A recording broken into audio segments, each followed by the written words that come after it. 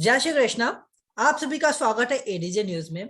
जैसा कि आप सभी जानते हैं, आजकल हम लोग एक नई सीरीज कर रहे हैं जिसका नाम है बाटे, जिसमें हमारे साथ as a chief guest first guest हमने ऑनर किया था मिस निराली शाह को।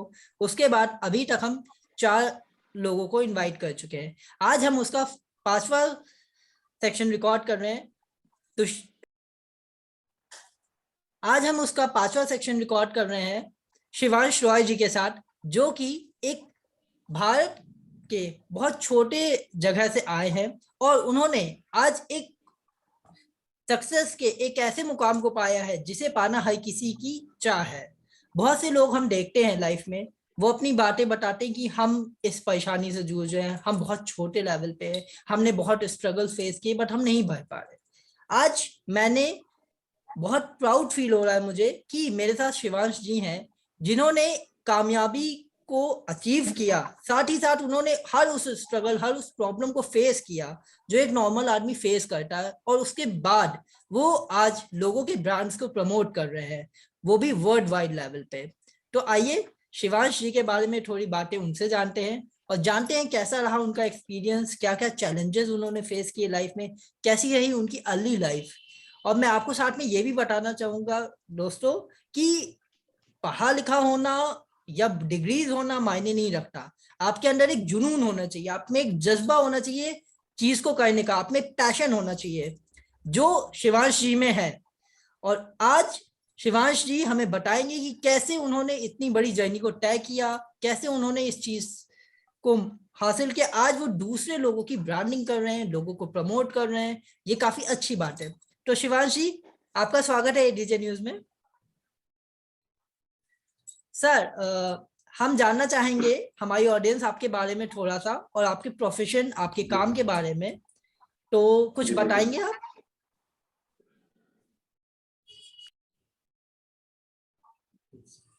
नमस्ते, मेरा नाम देखा है ना कि कुछ बोल भी नहीं सकते, कुछ कह भी नहीं सकते। एक ऐसा सिचुएशन कि मेरे फादर इस माहौल में एक्सपायर हो गए थे कि हम लोग के पास उतने पैसे भी नहीं थे कि हम लोग 6-7 भाई बहन लोग खुद को संभाल सके। बस घर में 2 बहन थी बड़ी और एक मैं था बड़ा। तो हम लोग में से माँ ही सिर्फ गई बाहर कमाने को, और बाकी दो जन तो बच्चे लोग घर पे रहते थे। मम्मी मुझे साथ में लेके जहां भी जाती थी, मम्मी मुझे लेकर जाती थी, क्योंकि अकेला बेटा था तो मुझे लेकर जाती थी। मम्मी के साथ बाहर भी गया, बहुत सारे जॉब भी किए। कितने दिन तो रोड पे भी सोना पड़ा मॉम के साथ। ऐसा नहीं है कि कोई कोई कोई दिन में ऐसा होता है कि हम लोग रात को मॉम के साथ स्टेशन सो जाना पड़ता था।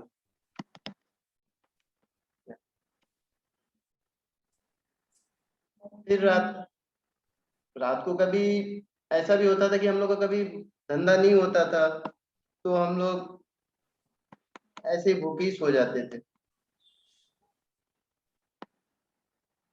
हम लोग ने ऐसा बहुत कष्ट किया है जो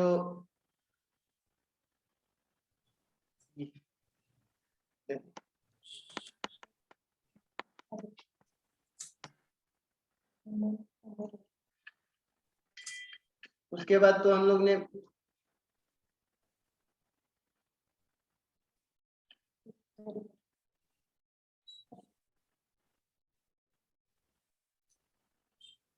शिवांश जी, मैं आपकी बात भावनाओं को समझ सकता हूँ और मैं समझ रहा हूँ कि आप कैसा फील कर रहे होंगे इस समय।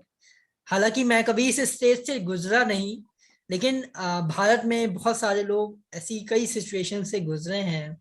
और मुझे बहुत एक, अगर दिल से बोलूं तो, हालांकि by profession I am a businessman and journalist, पर आज जैसे कुछ लोग होते हैं जिनके बारे में लोगों को पता होना चाहिए। और आज आपका इंटरव्यू लेते हुए जो दिल होता है ना, दिल को तसल्ली मिले कि हाँ, I am with the correct person, कि उसकी बात तो सबको पता होनी चाहिए। आप सर बहुत आराम से बताइए, कोई दिक्कत नहीं है। आप एकदम फ्रैंकली जो भी आपके दिल में आप अपने बारे में बताना चाह रहे हैं आप बताइए। ये आपका ही चैनल है, ये इसीलिए प्रोग्राम रखा गया है कि इंसान अपनी बात को बताए। हर आदमी की एक जर्नी है, उस जर्नी को तय करके वो यहाँ तक आया है। आप आराम से सर अपनी जर्नी बताइए, और मुझे पूरा भरोसा है हमारे देश की जनता पे, हमारी ऑडियंस पे, कि वो इस बात को समझेगी और वो इस मैसेज को टेक करके आगे अपने प्रॉब्लम्स को फेस करने के लिए स्ट्रेंथफुल होगी, साहस करेगी। क्योंकि बहुत से लोग, आपने साहस किया सर, देखिए आप कभी यहाँ तक पहुंचे, जैसा आप बता रहे हो कि कई बार आप स्टेशन पे रहे, आप भूखे रहे, काम नहीं हुआ। जी राइट। लॉकडाउन के टाइम में भी ऐसा ही रहा। कई लोगों के साथ हुआ, बट लोग ऐसे सिचुएशन में टूट जाते हैं।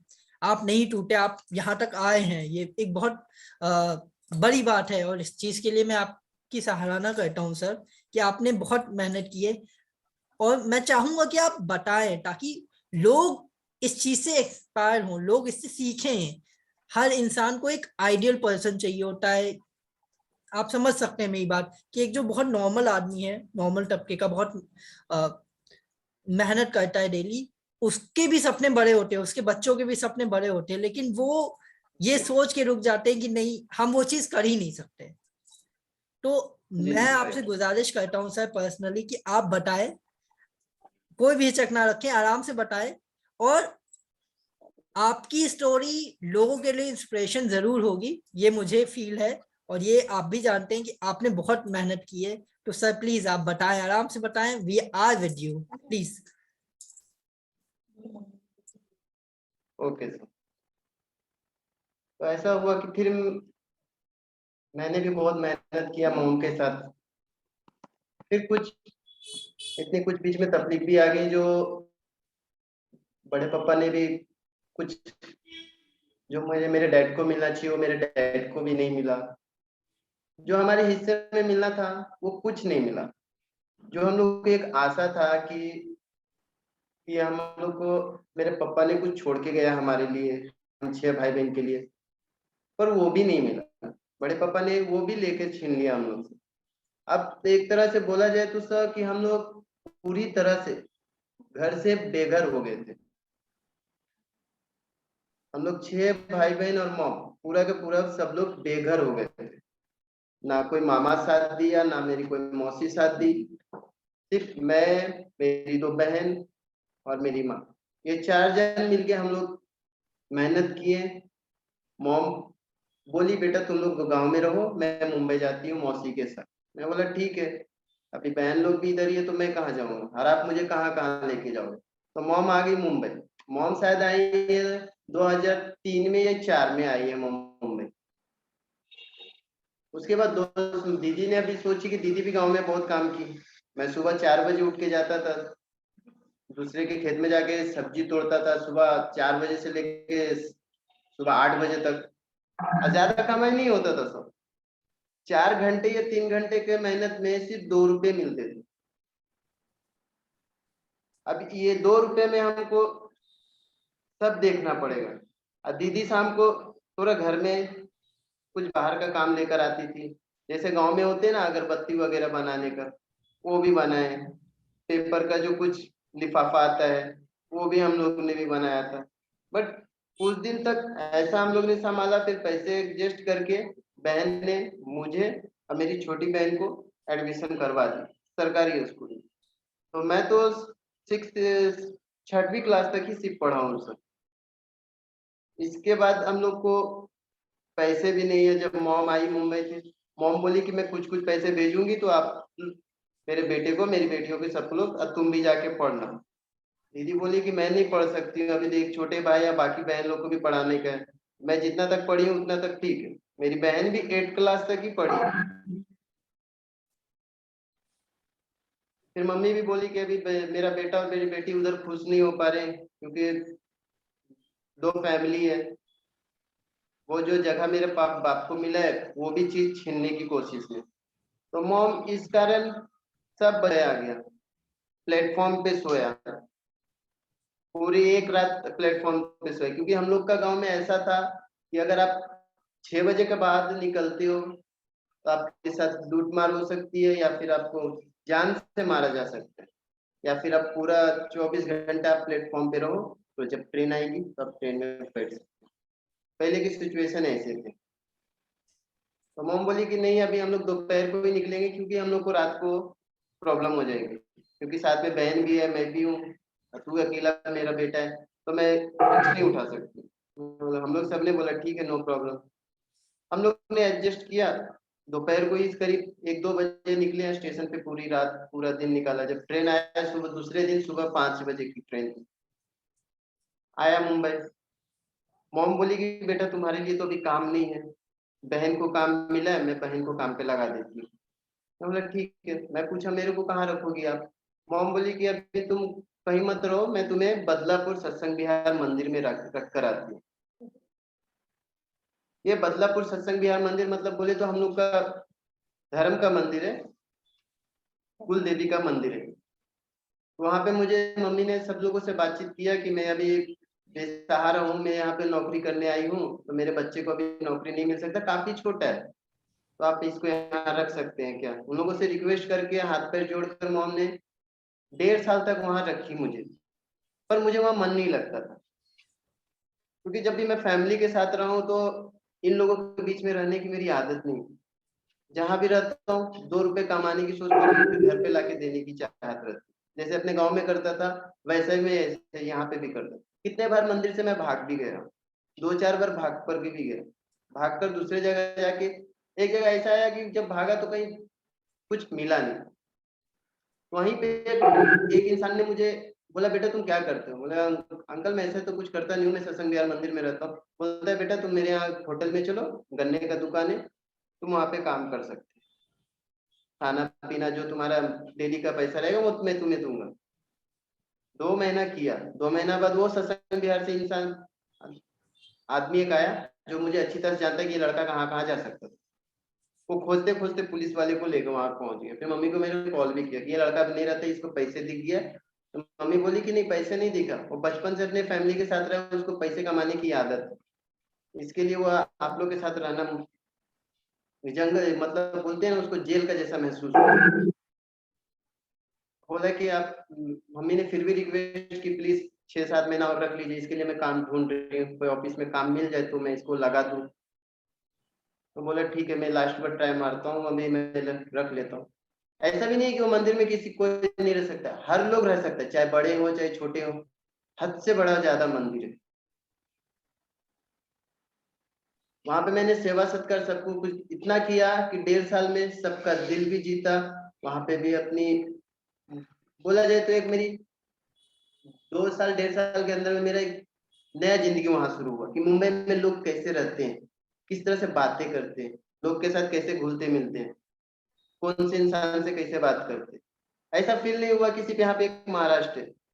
बात करने के बाद मालूम पड़ा कि ये भी बिहार से है, ये भी यूपी से है, सब अपने अपने प्रॉब्लम्स लेके आए हैं, बस मेहनत कर रहे हैं, अपने अपने घर चला रहे हैं। इस तरह मुझे मालूम पड़ा। मैं भी यही सोच लिया, मॉम को बोला मॉम जब तक आपको मेरा जॉब नहीं मिलता है तब तक मैं यहीं रहता हूँ, मेरा यहाँ एक फैमिली बन गया है, आपको चिंता करने की जरूरत नहीं। मॉम ने बोला ठीक है, अब तुम जितना दिन चाहो उतना दिन रख सकते हो, पर किसी को प्रॉब्लम मत देना, भागना मत यहाँ से।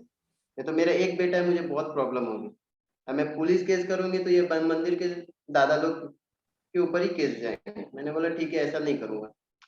करीब 1.5 से 2 साल रहा। उसके बाद मॉम ने बोली बेटा तुम्हें जॉब मिला है प्यून का, अगर करोगे तो बोल। मैं बोला मॉम मैं पढ़ा पढ़ा लिखा नहीं हूँ।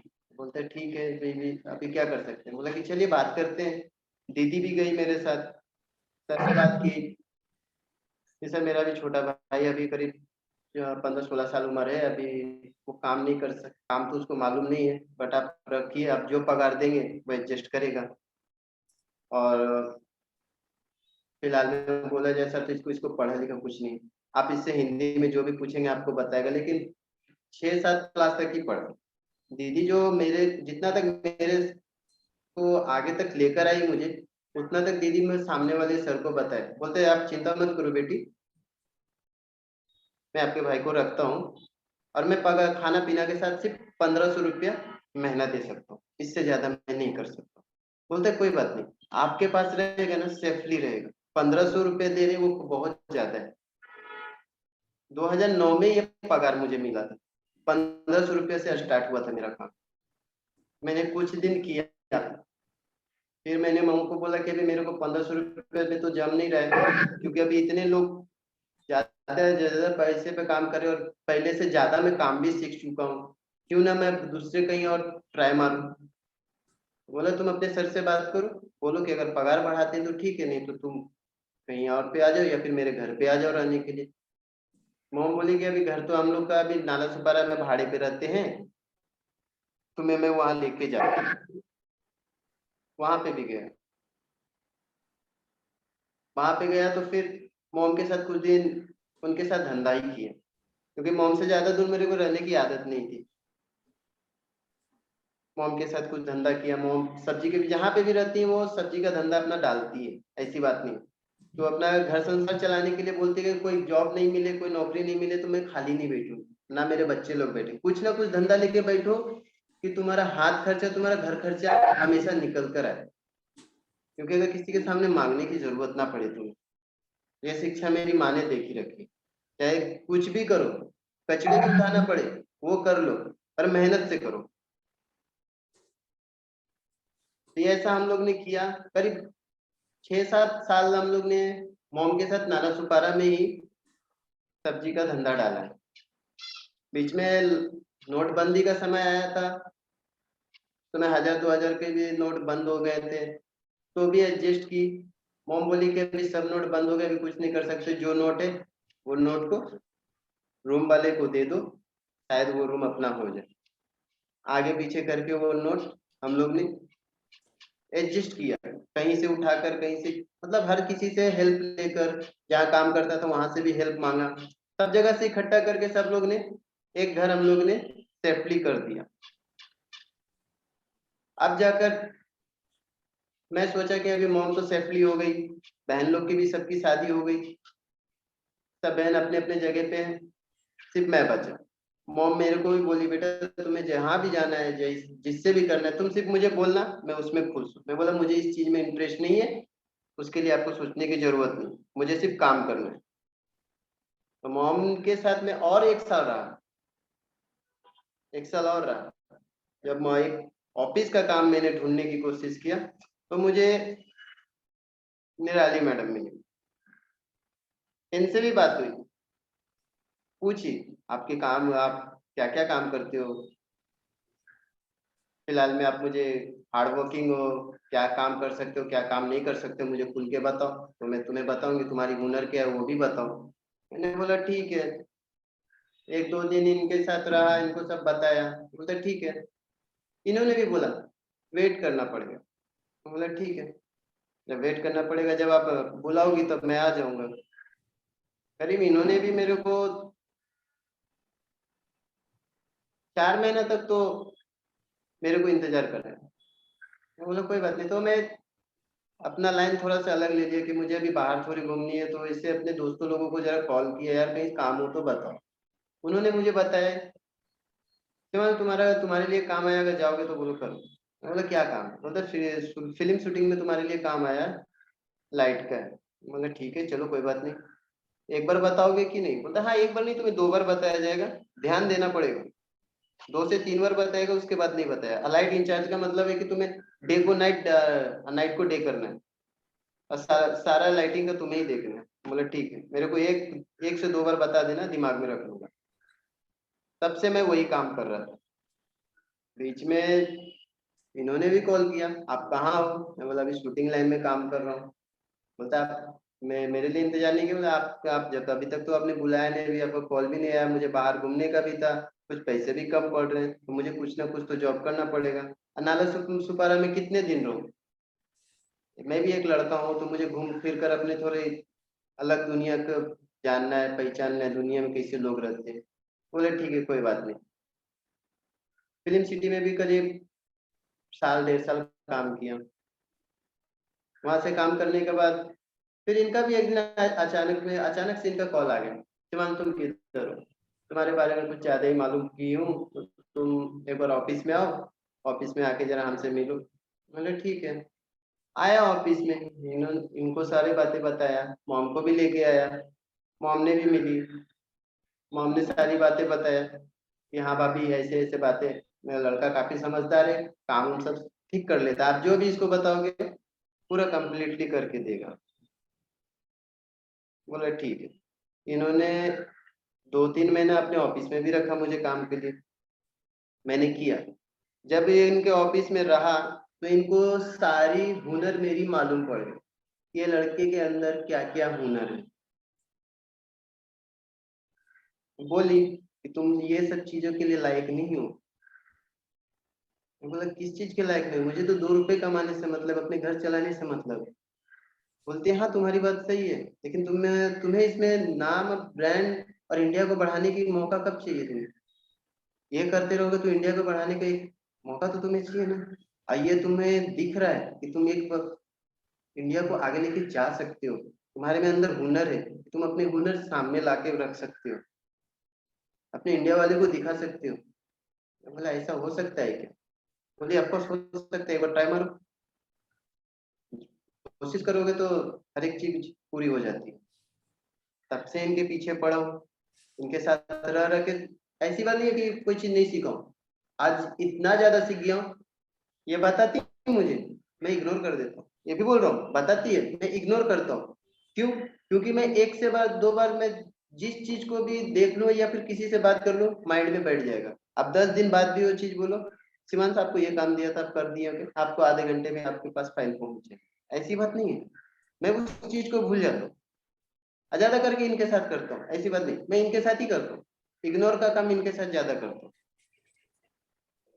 हाँ जो है, जो मैं सही बोल रहा हूँ, सवाल सर, क्योंकि एक सवाल है। ये मुझे अच्छी तरह से जान चुकी है कि ये लड़का क्या है, कब अपनी हुनर दिखाने वाला है, कब अपनी टैलेंट पब्लिक के सामने भी खड़ा करेगा, इनको सब पता है। ये पता होने के बावजूद भी मेरे पीछे पड़ जाती है, तो मैं कभी कभी बोल भी देता हूँ, कभी इग्नोर भी करता हूँ। ऐसा नहीं बोलता हूँ कि मैं इग्नोर नहीं कर रहा हूँ, इनको इग्नोर भी करता हूँ। वेरी तो सर, काफी डिफिकल्ट हुआ था। एक सवाल पूछना चाहूंगा आपसे। काफी अच्छा आप बता रहे हैं। इसमें एक सवाल है, अभी आपने बताया कि आपने मैम से सीखा और आप इग्नोर भी कर रहे थे। चलिए, ये चीज मैं समझता हूँ। अब यहाँ पे मैं ये जानना चाहता हूँ और हमारे लोग जानना चाहेंगे कि आप से काम क्या करते हैं बेसिकली। आप किस प्रोफेशन में हैं? क्या जैसे अभी आपने बताया ब्रांड्स और इंडिया को बढ़ाने की बात बताई, ठीक है। तो क्या आप थोड़ा सा इसके बारे में, अपने काम के बारे में बताएंगे हम लोगों को? क्या आप बेसिकली क्या काम करते हैं, कैसे क्या रहता है आपका काम? शिवांशरॉय.com इंडिया की हर हर ब्रांड को प्रोमोट करना चाहता हूँ। मैं एक ब्लॉगर हूँ ओके। और मैं मेरे वेबसाइट पे सब कंपनी की ब्लॉग्स लिखता हूँ। Okay, that's really nice sir. और साथ ही मैं आज अपने दर्शकों को हमारे बातें के सेक्शन में पहली बार इंट्रोड्यूस कर रहा हूँ शिवांश रॉय जी की वेबसाइट, वो भी इस प्रोग्राम के दौरान, ताकि आप जान सकें कि सर कैसी वेबसाइट है, सर की सर क्या क्या सर्विसेज अवेल करा रहे हैं। Please, so just allow me a minute. I'm showing you Shivansh Roy website to you.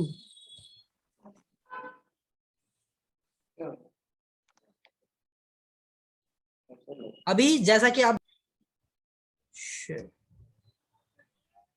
दिख रही है सब। हाँ, नाउ आप सब देख सकते हैं शिवांश रॉय जी की वेबसाइट। ठीक है, एक बहुत ही प्यारा सा लोगो है सर का, सर की फोटो लगी है और साथ में लिखा हुआ इंटरनेशनल ब्रांड इन्फ्लुएंसर। तो आप देख सकते हैं कि ये ब्रांड ब्लॉगर है, इन्फ्लुएंसर हैं और लोगों के ब्रांड्स को प्रमोट करते हैं वर्ल्ड वाइड। आइए इनकी वेबसाइट को देखते हैं। जैसा कि आप देख सकते हैं, ये अबाउट का सेक्शन है सर का। ये सर के बारे में लिखा हुआ है। ये सर ब्रांड एम्बेसडर हैं, ठीक है। ये सर ने और इंफॉर्मेशंस दी हैं। यहाँ पे आप देख सकते हैं कि ब्लॉग्स का भी दिया हुआ है, लाइव कोर्सेज भी दिए हुए हैं। इवन आप कांटेक्ट भी कर सकते हैं सर को। मैं डिस्क्रिप्शन में सर की साइट डालने वाला हूँ। और मैं जहां तक, आप सभी जानते हैं ब्रांड इन्फ्लुएंसर्स क्या होते हैं, ठीक है।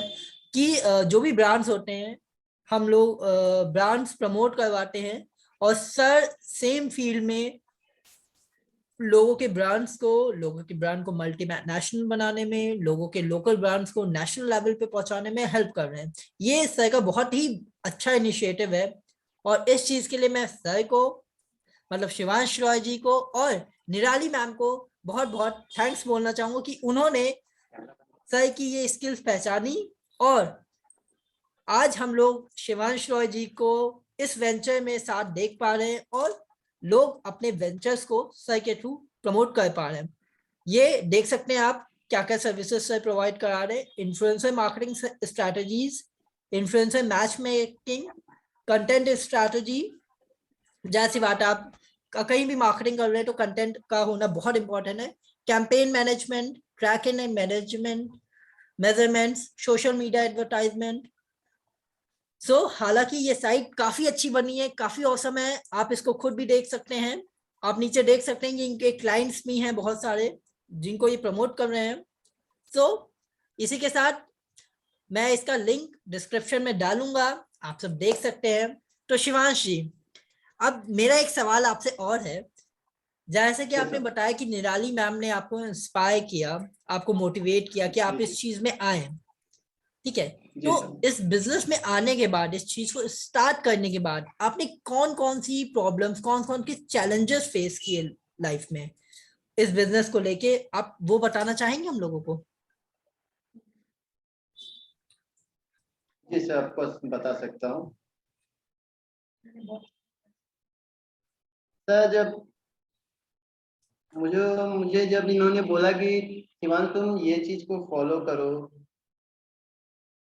तुम ब्लॉगिंग करो, तुम एक ब्रांड को आगे लेके चलो, मैं बोला ठीक है, लेकिन ये चीज मेरे अंदर हुनर नहीं है। मैंने ये भी बोला मेरे अंदर ये हुनर नहीं है। बोले तुम्हारे अंदर हुनर क्या, मुझे बताओ। मैं बोला कि मुझे राइटिंग का शौक है, मुझे स्पीड पसंद है। बोले ठीक है, चलो मैं एक बार उस पर भी ट्राई मार लेती हूँ। जिस पे तुम्हारा दिल जाएगा, तुम उसमें कामयाब हो सकते हो, तो तुम उस पर एक बार फोकस करो। मैंने उस पे भी गया,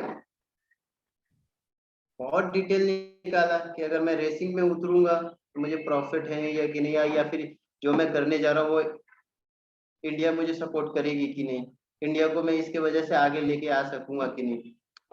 इसमें मुझे बिल्कुल भी कोई भी तरह से इंडिया को आगे लाने वाली चीज नहीं दिखी रेसिंग में। हार्ड वर्किंग करो, या फिर मैं अपनी मॉम के साथ भी बैठ जाऊं। पैसे आनी चाहिए, पैसे से पीछे नहीं भागूंगा, मैं ये सोचकर हमेशा काम करता। अभी इनके साथ क्या है कि ऑफिस लाइन में आने के बाद जब कहीं से कॉल आएगा, कंप्यूटर पे बैठना, ये करना सब आता है, लेकिन ये सब की आदत कभी नहीं है। जब वहां से छोड़ा, घर पर भी जब मैं इनके साथ रहना शुरू किया, घर पे पेमेंट नहीं जा रहा है। अब माँ बोलती बेटा मेरे को पेमेंट चाहिए, मैं पेमेंट नहीं दे पा रहा हूँ, क्योंकि जो पहले काम करता था उसमें मेरे पेमेंट आते थे मंथली, तो मैं उधर घुमा दिया करता था। अब मैं इसमें हूँ तो मुझे तो इधर इन्वेस्ट करना पड़ेगा, तो बिना कुछ इन्वेस्ट किए तो मुझे हाथ में कुछ मिलेगा नहीं। तो मैं इन्वेस्ट भी किया, ऐसी बात नहीं है, कुछ मैं किया, कुछ मैडम ने भी की। मैडम ने तो हद से ज्यादा मेरे लिए, और बोल के रखी है, जब भी तुम्हें मेरी जरूरत पड़े बोलो, एनी टाइम खड़ी, नो प्रॉब्लम। बोला ठीक है, इतनी मेहरबानी, थैंक यू वेरी मच। इनको इतना तक बोला। फिर मैंने कुछ दिनों तक, ऐसा नहीं बोलता हूँ कि घर पे पैसे की प्रॉब्लम हो गई, लॉकडाउन जब लग गए घर पे, फिर मेरी जरूरत हुई कि बेटा कहाँ पे हो तुम, मुझे पैसे चाहिए। बोला अभी मेरे पास पेमेंट नहीं है। एक दिन घर पे भी गया, ऐसी बात नहीं, घर पे भी गया, 2 महीना रहा। हम बोलते बेटा बहुत पैसे की जरूरत है, धंधा उंधा सब बंद हो गया था लॉकडाउन के कारण। फिर भी कहीं से एडजस्ट करके मॉम को दिया। बीच में मॉम को कैंसर की बीमारी था, उसमें भी जितना पैसे मैंने जमा करके रखा था मैंने सब मॉम को लगा दिया। अगर वो बच जाएगी तो मुझे और पैसे कमा लो, मुझे कोई फर्क नहीं पड़ा। जहां तक मेरी मैडम ने भी बोली, निराली मैडम, कुछ पैसों की हेल्प चाहिए बोलना मुझे, मैं खुद आती हूँ तुम्हें हेल्प करती हूँ। बोले नहीं नहीं, आप मेरे साथ हो उतना काफी है, कोई बात जरूरत की बात नहीं है, जब जरूरत पड़ेगी तो मैं आपको आवाज लगा दूंगा। मॉम को भी ऑपरेशन करवाया, उनका कैंसर का भी ठीक भी हो गया है। फिर फिलहाल में तो मॉम से फिर बीच में बाती हो गया, जब पैसा देना थोड़ा बंद कर दे, क्योंकि मेरे पास तो अभी है नहीं। जितने पैसे थे मॉम के ऑपरेशन के लिए लगाया, जितने कुछ पैसे बनाए थे वो मैंने इन्वेस्ट कर दिया अपने ब्रांड बनाने के चक्कर में। अब मुझे पैसे की जरूरत पड़ रही है, अब मैं क्या करूं? फिर से मुझे कुछ ना कुछ जॉब करनी पड़ी। ऐसा नहीं कि मैं अपना जॉब छोड़ दिया, नो। इन मैडम को मैंने बोला कि आपको जब मेरी जरूरत पड़ेगी या फिर मुझे आपकी जरूरत पड़ेगी, कॉल कीजिएगा, मैं पहुंचूंगा। तब तक मैं फिल्म सिटी में थोड़ा पैसे बना लेता हूँ, क्योंकि मुझे दोनों साइड देखना है। और मॉम भी बोलती कि पैसे नहीं दोगे तो मैं तुम्हें घर पे रहने नहीं दूंगी, क्योंकि लॉकडाउन है, सबका धंधा बंद है, तो भी मैं कहाँ से कर सकता। अभी जो करेगा बेटा करेगा। बहन लोग तो रही नहीं, सब अपने अपने घर चली गई, सब बोझ मेरे ऊपर। फिर भी मैंने एक बहन को बोला कि तुम शूटिंग लाइन में काम करते हो, कुछ दिन के लिए तुम संभालो, फिर बाकी मैं देखता हूँ। बहन बोलती कि नहीं, मैं नहीं संभालू, तुम्हारी माँ है, तुम भी देखो। मैं तो अभी पढ़ाई हो गई, मतलब ठीक है कोई बात नहीं, देख लेते हम भी। 2-3 महीना तो जितना खींचना था मैंने खींचा, ट्राई किया। जब लॉकडाउन पूरा हार्ड हो गया तो घर से निकलना हर एक की मुश्किल। मुंबई में अगर आप एक बार भी नजर आ जाओ पुलिस वाले के पास, तो डंडे लेके सामने खड़े हो जाते, बेटा कहाँ जा रहे हो आप? इसके आगे हम कुछ कह नहीं सकते। फिर मुंह पे मास्क, पैर में चप्पल पहन के तुरंत घर के अंदर घुसना पड़ता है। ऐसे ही हुआ, जब जहाँ जहाँ पैसे बाकी थे वहां वहां से पैसे मंगा कर अपनी मॉम को हेल्प किया। फिर कुछ दिन के बाद लॉकडाउन खुला तो जॉब पे जाना शुरू कर दिया। मैडम को भी बोला कि मैम थोड़ा मेरा ऐसा कुछ कंपनी बताओ कि थोड़ा पैसा इनकम होना शुरू हो। बोलती ठीक है, मैं तुम्हारे लिए कुछ सर्च मार। तब इन्होंने भी किया। मॉम फिर कुछ ज्यादा ही गुस्सा हो गया, तुम काफी टाइम से मेरे घर पे हेल्प नहीं कर रहे हो पैसे के लिए। कुछ झगड़ा हो गया। बहन को भी बोला कि दीदी ऐसा ऐसा बात है, अभी मेरे पास पैसे नहीं है, क्या करूँ? तो जीजा आ गया, तो जीजा बोला कि मैं कुछ नहीं कर सकता हूँ, मेरा भी घर ऐसे ही चल रहा है लॉकडाउन के कारण, मैं भी कुछ नहीं कर सकता हूँ। बोला ठीक है कोई बात नहीं। मॉम को मेरे पास जितने पैसे थे मैंने दिया। मॉम को बोला कि मैं अभी नहीं रहूंगा घर पे, जब पैसे की जरूरत पड़ेगा मुझे कॉल करना, कहीं से इकट्ठा करके थोड़ा बहुत भेज दूंगा, और कुछ नहीं कर सकता। मैं तब से घर से निकला हूँ। तो जब भी अभी मॉम को जरूरत होता है, मेरे दोस्त को कॉल करती है कि मेरे बेटे को बोलना है मुझे पैसे की जरूरत है, मेरे पैसे मेरे अकाउंट में भेज। तो मैं उनके अकाउंट में हमेशा उनके अकाउंट में हमेशा पैसा भेज देता हूँ जब भी मेरे दोस्त का कॉल आते। जब घर से निकला, ना सोने का ठिकाना था, ना खाने का ठिकाना था। ऐसा नहीं कि मेरे को अगर मैं ब्रांड की तैयारी करना है, पूरा दिन इसके पास, मतलब ना सोने का टाइम, ना खाने का टाइम, ना नहाने धोने का टाइम। शूटिंग का काम खत्म हुआ तो इन्होंने बुला लिया, तो इनके पास, अभी इनके पास से खत्म हुआ तो अभी रात को शूटिंग है नहीं, अभी मुझे तो उनके गोदाम पे ही सोने का है। ना कुछ खाने को, जो शूटिंग पे अगर शूटिंग चलता था तो वहां से शूटिंग का खाना खाते, वो भी बंद। मतलब आप ट्रक में ही आपको सोना पड़ेगा, लाइटिंग के गाड़ी में, क्योंकि आप जिस चीज का इंचार्ज रहोगे आपको उसी के अंदर सोना पड़ेगा। तो हम लोग अपने अपने जगह लेके सो जाते थे, ड्राइवर के जगह पे मैं सो जाता। हमेशा मेरा जगह ड्राइविंग की, क्योंकि मैं ट्रक का, मेरे को बहुत मजा आता है ट्रक चलाने को। तो उन लोगों को मैं बोलता तू मुझे ही ड्राइविंग दे दो, मैं ही करता हूँ, मेरा सीट ये जगह रहेगा। हमेशा मैं ड्राइविंग करता हूँ, जो मिलता वो खा लेता, जहाँ मिलता वहां सो लेता, कोई फर्क नहीं। जब मेरी पूरी तरह से वेबसाइट तैयार हो गई, उन्होंने बोला कि अब तुम्हारी वेबसाइट तैयार हो गई, तो जो जमा पैसा थोड़ा बहुत कमाया था, कुछ मैडम से भी हेल्प लिया, और अभी दादर में रह रहा हूँ। Very impressive sir. मतलब मोस्टली लोग एक लेवल पे आने के बाद ये भूल जाते हैं कि वो अपने पास्ट में क्या थे, बट आज भी आप जैसा आप बता रहे हैं पूरा, मतलब वेरी हार्ट टचिंग है कि आज भी आपको ये है कि काम करना है, हार्ड वर्किंग करनी है। मोस्टली लोग लैपटॉप पे, इस पे उस पे, एक प्रोफेशन में बैठ के एम्प्लॉय हायर किया, फलाना ढिमकाना ब्ला ब्ला शुरू हो जाते हैं, ईगो आ जाती है। बट आप, you are very down to earth person, that's really nice of you sir, कि आप इतने हम्बल हो, इतना कर रहे हो। एंड मैम का भी शुक्रिया है इस चीज में कि मैम भी आपको इतना सपोर्ट कर रही हैं, that's really great of you. Sir मेरा आखिरी सवाल आपसे ये है कि आपने इतना सब कुछ फेस किया, इतना आपका लाइफ में चीजें रही। अभी हालांकि हम लोग के पास टाइम थोड़ा सा कम है, इसलिए इतना लॉन्ग में हम लोग नहीं जा सकते, लेकिन हाँ, अब मैं आपको जल्द ही फिर से इनवाइट करूंगा, जिसमें हम लोग, या हो सकता है we will fly to Mumbai और मैं आपको यहाँ इनवाइट करूँ।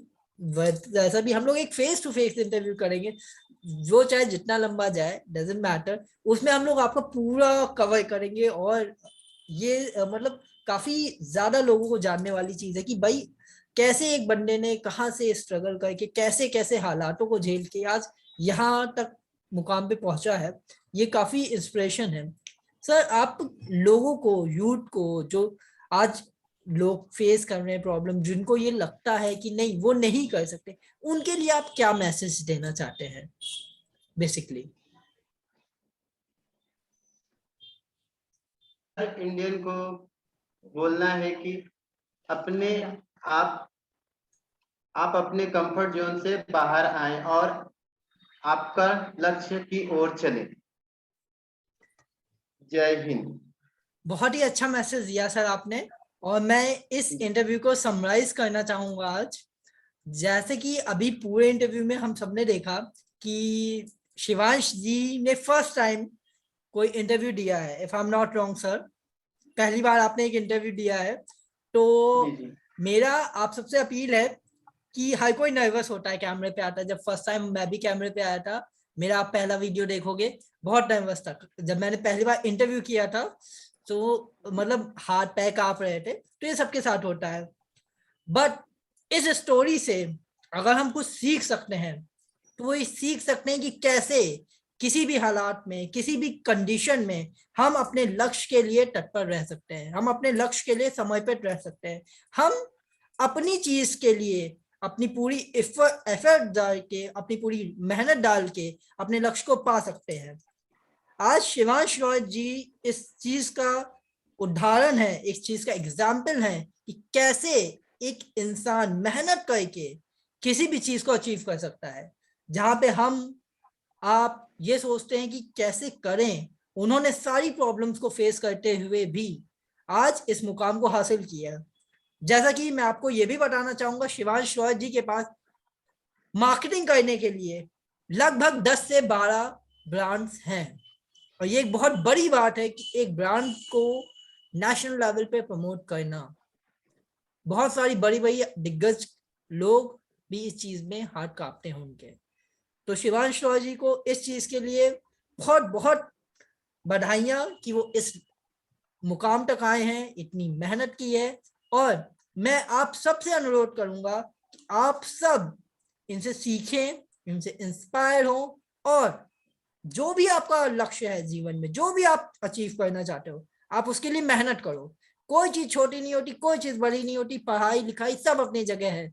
अगर आपका लक्ष्य है तो आपको वो पाना ही पाना है। इसी के साथ मैं आप सबसे अलविदा लेना चाहूंगा, और शिवांशी, आपका हमारे चैनल में आने के लिए बहुत बहुत धन्यवाद। Radhe thank you Krishna very sir. Much sir. Radhe Krishna.